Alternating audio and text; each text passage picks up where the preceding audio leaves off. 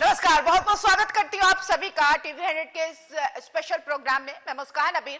पड़ोसी मुल्क पाकिस्तान और उसकी मीडिया अपनी हरकतों से बाज नहीं आ रहा है। दरअसल यहाँ पर पाकिस्तान ने लगातार 10वें दिन सीज फायर किया है और ऐसे में सीज फायर का उल्लंघन करते हुए जम्मू कश्मीर के कई सीमावर्ती इलाकों में गोलाबारी की है, जिसके बाद पाकिस्तान को जवाब देना बहुत ज्यादा जरूरी है।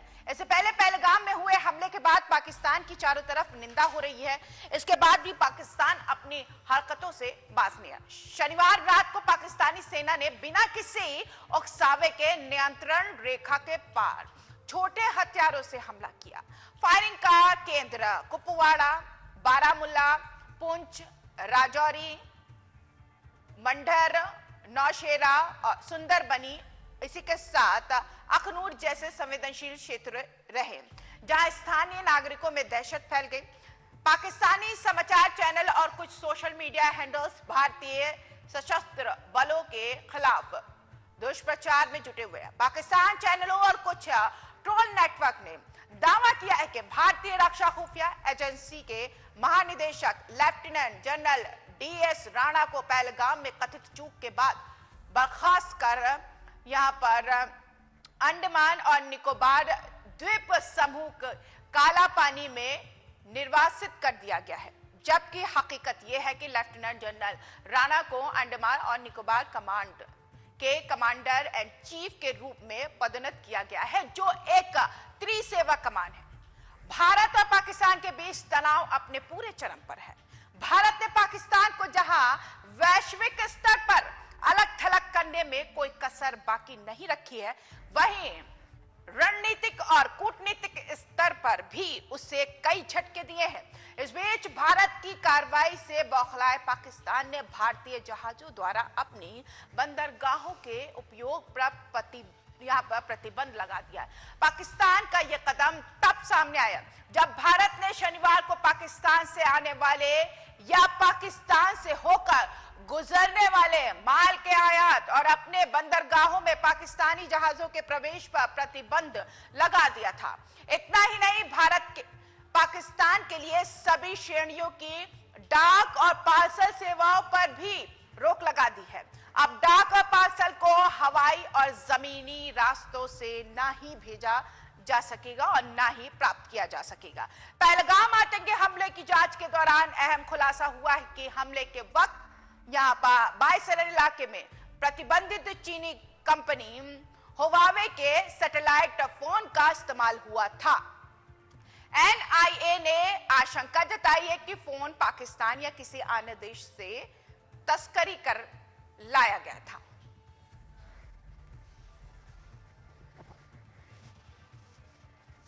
पहलगाम हमले के बाद पाकिस्तान की कायराना हरकत रुकने का नाम नहीं ले रही। यहाँ पे पाकिस्तान को एक के बाद एक भारत ने झटके दिए। बावजूद इसके सीजफायर का उल्लंघन लगातार पाकिस्तान जम्मू कश्मीर के संवेदनशील एरिया में कर रहा है, जिससे स्थानीय लोगों में दहशत है। इन सब के बीच सुरक्षा बलों की यहाँ पर कड़ी निगरानी और सुरक्षा के घेरों में तमाम नागरिक हैं। अपनी जान पर खेलकर अपने नागरिकों की सुरक्षा पर लगे हुए हैं सीमाओं पर। पाकिस्तान और भी ज्यादा अपनी हरकतों पे बाज नहीं आता है तो भारत कोई कड़ा कदम उठा सकता है। ऐसे पर पाक का सीजफायर का उल्लंघन कर, लेकिन वहां पर जवान है अपने देश की रक्षा के लिए तैनात है। पहलगाम में हमले के बाद पाकिस्तान की चौतरफा निंदा हो रही है। भारत ने एक के बाद एक बड़े स्टेप उठाए पाकिस्तान के खिलाफ, जिसको पाकिस्तान को करारा झटका मिला। तिलमिलाया पाकिस्तान कई बार भारत को संदेश भी दे चुका है। ऐसे के साथ पाकिस्तान ने यह कहा कि अगर यहां पर झेलम नदी का पानी छोड़ा गया है तो ऐसे में भारत ने पाकिस्तान के साथ गलत किया। लेकिन पाकिस्तान को खुद समझना चाहिए कि किस तरीके से भारत के साथ उसका व्यवहार है। मासूम लोगों की जान गई और इसका मुख्य कारण है सिर्फ और सिर्फ आतंकवाद। जिसे पाकिस्तान प्रोड्यूस करता हुआ आया है। हाल फिलहाल में पाकिस्तान के कई नेताओं ने यह एक्सेप्ट किया है कि पाकिस्तान में कई ऐसे आतंकवादी संगठन है जिसका संरक्षण पाकिस्तान खुद रहा है, और ऐसे में पाकिस्तान अपनी गलती को मानने को तैयार नहीं और अपनी हरकतों से बाज आने को तैयार नहीं।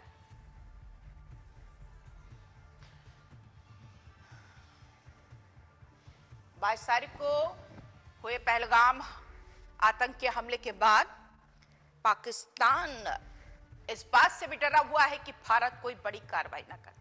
एक के बाद एक भारत सरकार ने पाकिस्तान के ऊपर कड़ी पाबंदी लगाई है। इसी के साथ पाकिस्तान एक्टर एक्ट्रेस के अकाउंट भी ब्लॉक कर दिए और इसी के साथ एक्स हैंडल को भी भारत से ब्लॉक कर दिया और साथ ही साथ यहां पर पानी को भी बंद करने की बात कही है और अभी भी बदला पूरा नहीं हुआ है।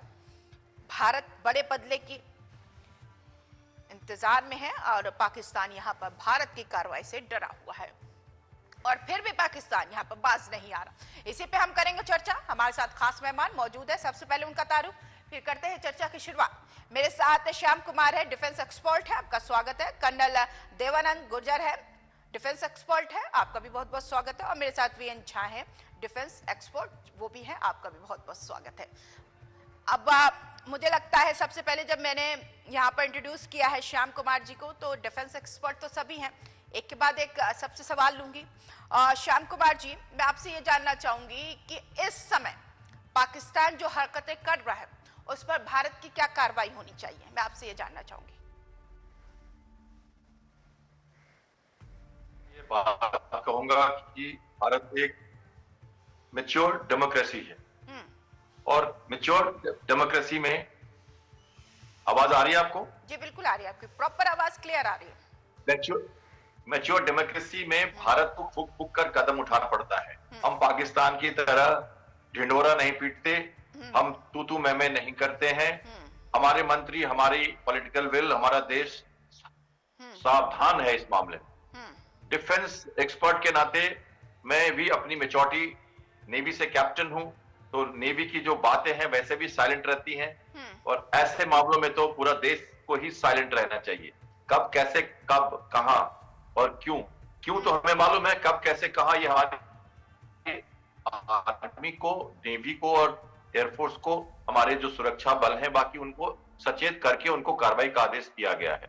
अब ये आपको समझना चाहिए हमें कि अगर हम एक कन्वेंशनल वॉर की तरफ नहीं देखते, हम आतंकवाद की तरफ देखते हैं। हम देश को देश से नहीं लड़ा रहे, हम अपने देश को आतंकवाद से लड़ा रहे हैं। तो आतंकवाद एक पार्ट है उस देश का, हम उसको खत्म करना चाहते हैं। हमने कन्वेंशनल 4 लड़ाइयां लड़ी हैं ज्योग्राफिकल डेप्थ के लिए, कैप्चर करने के लिए। एक दूसरे को हमने ये कर दिया, वो कर दिया, एलओसी बना दिया। हमें अब उसकी चिंता नहीं है। हमारे पास पीओके का रिक्वायरमेंट है, समय के हिसाब से हर चीज अपने आप होती है और कई चीजें बहुत स्लो पेस में की जाती हैं एक मैच्योर डेमोक्रेसी में। आज का जो भारत है, या जब भी भारत का संस्कार रहा है इतिहास के साथ, हम विस्तारवादी नहीं रहे। हमें ज्योग्राफिकल लैंड नहीं चाहिए, हमें चाहिए एक कारण, जिस कारण को हम खत्म करना चाहते हैं। इसी कारण से हमें विश्व का सपोर्ट मिल रहा है और ये हमारा बहुत स्ट्रेंथ है बड़ा। अभी इसे हमें सावधानी से समझना होगा और तब अपनी रिएक्शंस ढूंढनी होगी। अगर देश पूछता है कि आर्मी, नेवी, एयरफोर्स कुछ अटैक क्यों नहीं कर रही, संयम तो रखना ही चाहिए। जब सामने वाला उतावला हो रहा है तो जो उसके अपोजिशन में है उसे थोड़ा संयम बरतना चाहिए। ये बात आपकी सही है।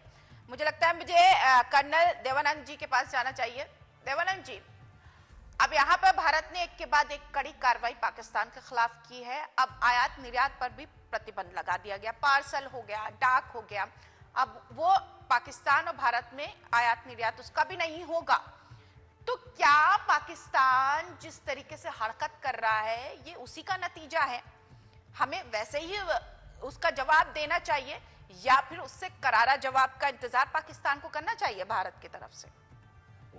ये देखिए, सबसे बड़ी बात यह कि जो पाकिस्तान ने जिस प्रकार से एक जिहादी आतंकी हमला दर्दनाक किया है, और ये इतिहास के पन्नों में बहुत बार, मैं क्योंकि सेना का अधिकारी रहा हूं और मैंने उग्रवाद में कश्मीर का हर दौर देखा है 1984 से लेकर के, तो मैं ये कहूंगा कि जो ये हमला है एक ऐसा विचित्र आतंकी हमला था जिसमें देश की आत्मा और देश के हर व्यक्ति को इन्होंने आघात पहुंचाया है। अब क्योंकि देखिए हमारी लड़ाई, जैसे अभी श्याम कुमार जी बता रहे थे कि हमारी किसी एक कोई राष्ट्र या किसी एक से नहीं, हमारी आतंकवाद से लड़ाई है। और इस आतंकवाद की लड़ाई के अंदर मोहरे बहुत हैं, और वो मोहरों के अंदर सबसे प्रमुख मोहरा है पाकिस्तान, पाकिस्तान की सेना और पाकिस्तान की ISI। और वो जो अपने ये काम करवाती है उग्रवादियों के मार्फत। ये लड़ाई बहुत लंबी चली आ रही है, भारत ने बड़ी अपनी कीमत चुकाई है। और मैं मानता हूं 2016 में उड़ी हमले के उपरांत जो हमने स्ट्राइक की थी, और 2019 के अंदर बालाकोट स्ट्राइक, जब इंटरनेशनल बॉर्डर पार करके पाकिस्तान में हमने उनको संकेत देने की कोशिश की थी कि अब तुम बाज आ जाओ, वरना अन्यथा हमें और बड़े कदम उठाने पड़ेंगे। इस प्रकार से भारत सरकार, मैं मानता हूं ये नया बदला हुआ देश है, नई बदली हुई सरकार है, जहां प्रधानमंत्री या चीफ मिनिस्टर उग्रवादियों से हाथ नहीं मिलाते हैं, उनको चाय नहीं पिलाते हैं, सैनिकों के हत्यारों को VIP ट्रीटमेंट नहीं देते, उनका इलाज नहीं करवाते हैं, अब उनको सीधा सलाखों के अंदर डालते हैं, जिस प्रकार से यासीन मलिक आज जेल के अंदर सड़ रहा है।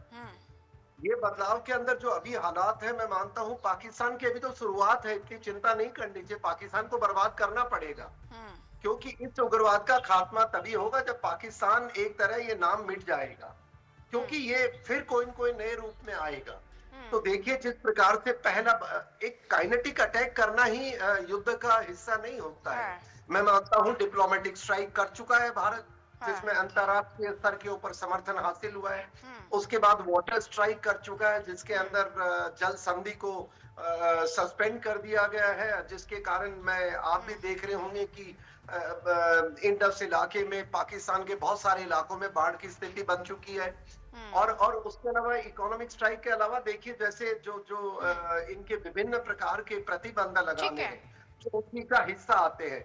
तो मैं मानता हूं ये शुरुआत है। आज ही अखबारों में अगर आपने पढ़ा हो 5,000 करोड़ रुपए का उनका एक तरह खर्चा हो चुका है इन 10 दिनों में। नहीं, ये कहा जाता है कि अगर इंसान समझ नहीं पा रहा है तो उसे और भी ज्यादा खर्चे पानी की जरूरत है, उसे और भी ज्यादा कुछ चाहिए। पाकिस्तान अभी देखिए बाज नहीं आ रहा है, अपनी हरकतों से बाज नहीं आ रहा, ना ही एक्सेप्ट कर रहा है। तब के 22 तारीख को हुए पहलगाम हमले से पहले पाकिस्तान का ही नेता भड़काऊ भाषण देता है, फिर उसके बाद रक्षा मंत्री वहां के एक्सेप्ट करते हैं कि हमने आतंकवादी संगठन को संरक्षण दिया। उसके बावजूद भी अगर एक्सेप्ट नहीं कर रहा है तो ये बहुत ही ज्यादा कायराना हरकत है, जो सब जानते हुए भी उसको पीछे ढकेलने की कोशिश। डॉक्टर यहाँ पर वीएन झा जी, मैं आपके पास आऊंगी। अब यहाँ पर कुछ जानकारी में ये आया है कि जब ये हमला हुआ उस दौरान चीन का कुछ ऐसा उपकरण मिला है, कुछ ऐसा नेटवर्क कनेक्शन हुआ है जिससे ये हमले का नया मोड समझ में आता है। हम इसे कैसे देखें? देखिए, ऐसा यूजुअली होता है कि अगर कोई किसी भी तरह का ट्रांसमिशन हमले के तरफ में होता के समय में होता है तो आपको एक कोरैबोरेटरी एविडेंस मिलते हैं, और उसके बाद किस नंबर से आया हुआ है, कहाँ से आया हुआ है, इंटरनेशनल है या नेशनल है, अंदर में है, ये सब चीज़ें फिर वो आप ट्रेस कर सकते हैं। लेकिन होता क्या है यूजुअली कि जो भी हैंडसेट ये टेररिस्ट यूज़ करते हैं उसको यूजुअली या तो फेंक देते हैं या उस सिम को निकाल देते हैं, या फिर यहाँ के लोकल किसी को, आप जानते हैं ओवरग्राउंड वर्कर तो कश्मीर में भरे पड़े हैं, तो वो किसी और को देते हैं, जिससे कि आगे के समय में अगर उसको आर्मी ने सीज नहीं किया, अगर उसको जो इन्वेस्टिगेशन एजेंसी है अगर उसको ट्रेस नहीं किया, तो आगे के समय में किसी और के लिए भी वो यूज में आ जाता है उसका। अब मुश्किलात यहाँ पे पाकिस्तान के लिए ये बढ़ रही हैं कि हमें आज के दिन में प्रूफ कुछ नहीं करना है। ये जो आप मोबाइल सेट देख रहे हैं, ये जो ट्रेस हो रही है, ये इसलिए मोस्टली कर रहे हैं कि ये लोग जो कहाँ जाके छिपे हैं उसको, इसके लिए तैयारी हो रही है। लेकिन देखिए, जहाँ तक भारत का नजरिया है, ये सिर्फ ये जो 2-3 टेररिस्ट 4 टेररिस्ट जो आए थे, इसके लिए हम लोग ये काम नहीं कर रहे हैं। हम लोग पाकिस्तान को सबक सिखाने के लिए कर रहे हैं कि तुम्हारे यहाँ पे जितनी आतंकी गतिविधियां हैं तुम अपने यहाँ करो, लड़ो मरो कटो, जो तुमको जो करना है करो, लेकिन अगर भारत पे तुम अटैक करवाओगे तो इसकी प्राइस तुम्हें चुकानी पड़ेगी। अभी जो डिटर्मिनेशन है जो 22 तारीख को हुआ था, आज हम 4 तारीख आ रहे हैं, तो ये स्थिति जो है, जिसे अभी कर्नल गुजर बता रहे थे कि बहुत सारा फाइनेंशियल जो एक्सपेंडिचर है वो पाकिस्तान ऑलरेडी कर रहा है, जबकि वॉर अभी वॉर तो नहीं है, अभी ऑपरेशन शुरू नहीं हुआ है। देखिए, भारत अपने दिमाग में बिल्कुल क्लियर लिए हुए है कि वो इन जिहादियों को छोड़ेगा नहीं। और अगर आप किसी भी तरह से जाइए, आपने जैसे शुरू के इंट्रोडक्शन में बताया मुस्कान कि सीज फायर वायलेशंस हो रहा है, तो उसके लिए आप आज के दिन में चिंता नहीं कीजिए। आज के दिन में जो भारत है, इसके पास में वो 303 इंसाज या SLR नहीं है, इसके पास में केवल X95 राइफल्स हैं, निगेव LMG राइफल्स हैं, इसके पास में 203 अब अपना देश का बना हुआ जो राइफल है वो आ गया है, सिग्मा 716 ये असॉल्ट राइफल्स हैं। तो ये सब चीजें हैं, अचूक अस्त्र है और ये सीमा पे तैनात है। और जैसा मोदी सरकार ने किया है कि आज के दिन में गोली हम जब रिटालिएट करते हैं तो काउंट नहीं करते हैं कि कितनी गोलियां गई हैं। तो वॉर का समय है, पाकिस्तान में कितनी डैमेज हो रही है हमारे रिटालिएशन से आपको खबर नहीं मिल रही, क्योंकि ये खबर आपको नहीं मिलेगी कभी। तो काफी उनका नुकसान हो रहा है, क्योंकि ये प्रेसिजन अटैक हैं। इसके अलावा जो हमारे आर्टिलरी आज के दिन में है, चाहे वो हॉविट्जर्स M777 US का है, हमारा अपना अल्ट्रालाइट हॉविट्जर जो है 777 वो भी है, उसमें और भी बहुत सारे प्रोविजंस हैं। तो आज के दिन में फायर पावर की कमी नहीं है। पाकिस्तान अगर एक गोली वहां से बरसाएगा या एक कोई चीज वहां से दागेगा तो यहाँ से 100 उसको मिलेंगे वापस, और वो डैमेज धैर्य से काम किया, सफल वही रहा है। पाकिस्तान के अंदर धैर्य नहीं है, लेकिन इंडिया के अंदर धैर्य है, इंतजार है उस वक्त का जब पाकिस्तान को करारा जवाब दिया जाए। अभी तो कुछ नहीं है। श्याम कुमार जी, मैं चाहती हूँ कि अपने दर्शकों को मैं बताऊं कि वहां पर जो सुरक्षा बल है किस तरीके से अपनी जान को जोखिम में डालकर देश की रक्षा करते हैं, ताकि ये पैगाम जन जन तक पहुंचे। अभी जब पाकिस्तान सीमा पर सीज फायर का उल्लंघन बार बार कर रहा है, तो इस सिचुएशन में कितने बल के साथ सुरक्षा बल अपने कार्य पर है? मैं ये बात देश को, आपके दर्शकों के लिए और सभी को बताना चाहता हूं कि भारतीय जो सशस्त्र बल है, Indian arm forces, army, navy, air force, ये इनका अपना एक काम का तरीका है और एक संस्कार है। प्रोफेशनल लोग हैं तो प्रोफेशनल बातें करते हैं, और हम अब बड़े देशों के गिनती में आते हैं, तो हमें अपने से बहुत कम औकात के देशों के साथ तुलना करना ही नहीं चाहिए। तो भारतीय सेना का अपना एक रुतबा है, अपनी एक गरिमा है, तीनों सेनाओं का अपना एक इतिहास भी रहा है, और उसको लेके इन्होंने LOC पे अपने को लिमिटेड रखा हुआ है, और जो इंटरनेशनल नॉर्म्स है उसके साथ काम कर रहे हैं। छूट पूरी दी गई है कई सालों से। लगातार हमने सुरक्षा व्यवस्था की पकड़ मजबूत करके अमन चैन और अच्छी तरह से हमने एक व्यवस्था कश्मीर में बना दी थी, और हमने LOC पे हमेशा रेस्ट्रेन रखा है। लेकिन हमारा इतिहास ये भी रहा है कि अगर हमें जब प्रोवोक किया जाता है, हमें जब तंग किया जाता है, तो हम रिटेलिएशन बुरी तरह करते हैं और प्रोफेशनल करते हैं। आज की जो आर्मी है और आज का जो देश है, जो संयम और धैर्य के साथ लड़ाई लड़ रहा है, उसने एक मुद्दा पकड़ा है आतंकवाद को जड़ से खत्म करने का, जो हम लगातार कोशिश कर रहे थे। कॉन्स्टिट्यूशनल रिफॉर्म्स, कितने बिल, हमारे स्लीपर सेल्स, हमारे इन्फॉर्मर्स, जो इनेबलर्स हैं, सपोर्टर्स हैं भारत में या भारत के आसपास, उनके ऊपर हमारा ज्यादा ध्यान है कुछ दिनों से। और अब हम चाहते हैं कि इनको पकड़ें और इनको हम अब एलिमिनेट करें, ताकि ये लॉन्ग टर्म के लिए ये जड़ खत्म हो जाए। तो जो लड़ाई हो रही है टैक्टिकल लेवल पे LOC पे, वहां तो हमारे जो आर्म्स एंड एम्युनिशंस है और जो डिसीजन मेकिंग बॉडी है, उन्होंने क्लियर इंडिकेशन दिखाया कि एक के ऊपर 100। लेकिन उसके बाद भी हमारी नजर एक्चुअली वहां से कहीं और है। हम दूर तक देख रहे हैं, हम उनके बलूचिस्तान, हम उनके अफगानिस्तान को देख रहे हैं, उनकी हालत को देख रहे हैं, और उनकी जो कमजोर स्थिति है उसका हमें अपने हिसाब से सही ढंग से फायदा उठाना है। तो ये एक लड़ाई लंबी है, अंदर की लड़ाई है ज्यादा, बाहर की लड़ाई थोड़ी कम है। हालांकि हमारे आर्म फोर्सेस फुल पोस्चरिंग में है, नेवी, एयरफोर्स और आर्मी अपनी जगह जगह अपनी मसल फ्लेक्सिंग कर रही है। हमारे हाईवे पे लैंडिंग हो रही है, अरबियन सी पे एक्सरसाइज हो रहा है, हमारी मूवमेंट है, हमारी जो आर्मी की सेना है वो अपना काम कर रही है, वो अपनी प्रैक्टिस कर रही है, एक से एक हमारे जो हथियार उनकी टेस्टिंग चल रही है, डॉक्टर्स वैलिडेट हो रही है, तो हम रेडी हैं के लिए। बिल्कुल बिल्कुल, ये शक्ति के साथ भारत तैयार है और हमारे जो सुरक्षा बल हैं पूरी तरीके से अपने देश को सुरक्षित करने के लिए वहां पर प्रतिबंधित है और ये गौरव की बात है कि हम उनके संरक्षण में पूरी तरीके से सुरक्षित हैं। कर्नल देवानंद जी, यहाँ पर कई बार पाकिस्तान की तरफ से गीदड़ भपकी सामने आई है। बिलावल भुट्टो को ही देख लीजिए, कहा कि अगर यहाँ पर जल संधि सिंधु को बंद किया जाएगा तो खून की नदियां वहां से बहेगी। तो ऐसे में इस तरीके की गीदड़ भपकी को कैसे समझा जाए? क्या पाकिस्तान बाज आएगा?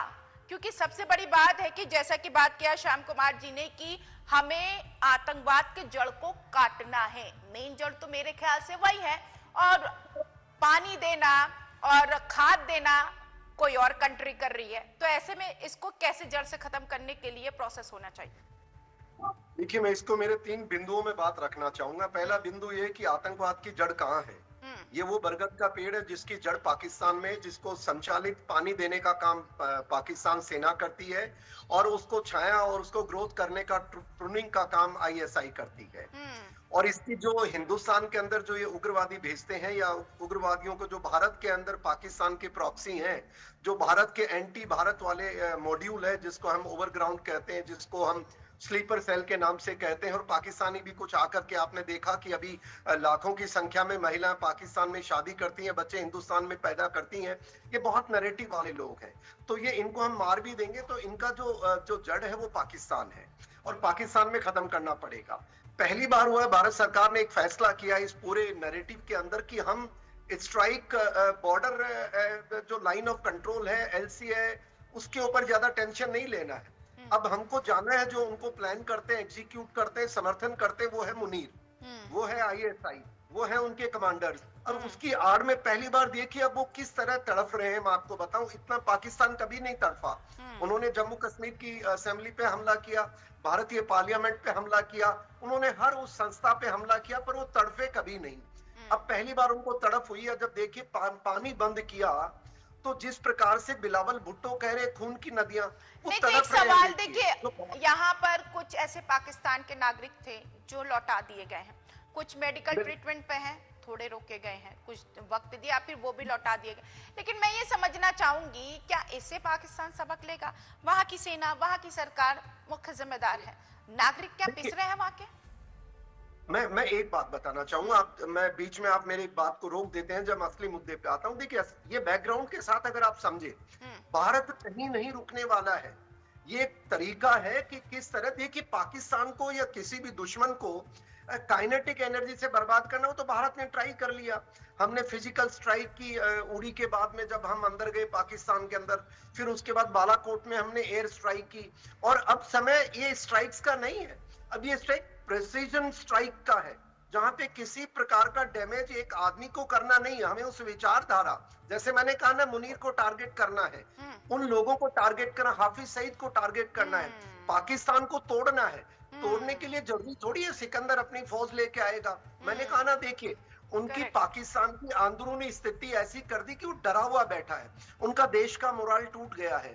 उनके उनके उनके जो सेना है, उन्होंने अपनी चौकियां खाली कर दी हैं, अपने झंडे हटा लिए हैं।